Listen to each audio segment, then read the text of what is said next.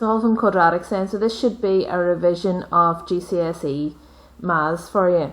So we'll look first of all two ways of solving quadratics. You should remember from your GCSE that to solve a quadratic it has to equal 0. First way we're going to look at is factorising. So we're going to solve 4x squared minus 25 equals 0. You should see that that's the difference of two squares, so we can write it as 2x plus 5 upon 2x minus 5 equals 0. So we're multiplying two things together to get 0, so for that to happen one of those things has to be 0, so either 2x plus 5 is 0, which gives you 2x equals minus 5 and x is minus 5 over 2. Our 2x minus 5 would be 0, which would give you 2x is 5 and x is 5 over 2. Okay, our next one then, 4x squared minus 7x equals 0. So to solve this one here, we can just use basic factorising. We can take out an x and we're left with 4x minus 7 equals 0.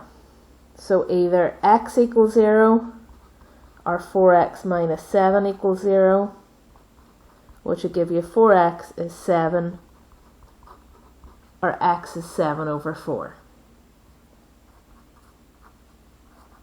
Okay, our third one,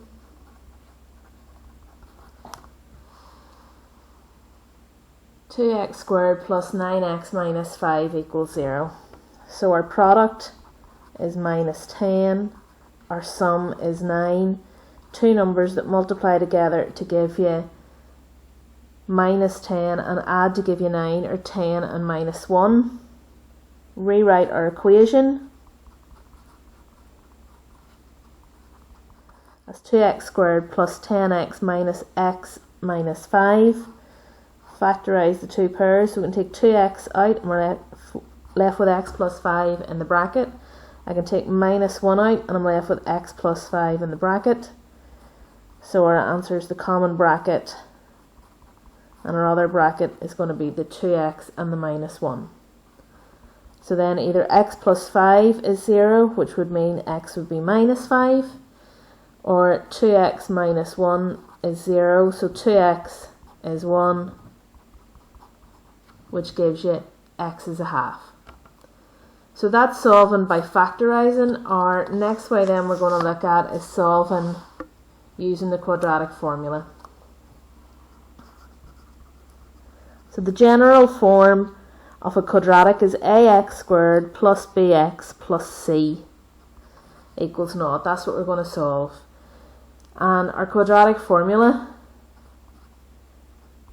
x equals minus b plus or minus the square root of b squared minus 4ac all over 2a. So we'll look at two different examples here. First one, 2x squared plus x minus 11 equals 0. So that means a is 2, b is 1, and c is minus 11. So x equal minus b just means change the sign of b. So we've got minus 1 plus or minus b squared, so 1 squared is 1, minus 4 times 2 times minus 11 all over 2a, which is 4. So do the inside of our underneath our square root sign and we'll get root 89. And our plus or minus gives us our two answers. So it's minus 1 plus root 89 over 4 and minus 1 minus root 89 over 4, which gives us 2.11 and minus 2.61 to two decimal places. Second one then, 3x squared minus 6x plus 1 equals 0. So a is 3, b is minus 6, c is 1. So remember, minus b, change the sign of b, so that's 6 plus or minus the square root. Now remember, the first bit here is b squared, so that's always going to be positive. So it's the most common mistake. People put it into their calculators and they don't enter it in correctly into their calculators and they end up with a minus sign there. So that should be 36 minus 4 times a times c all over 2a, so all over 6. So the bit underneath the square root sign is 24. So it's 6 plus or minus root 24 over 6. So 6 plus root 24 over 6 turns out to be 1.82.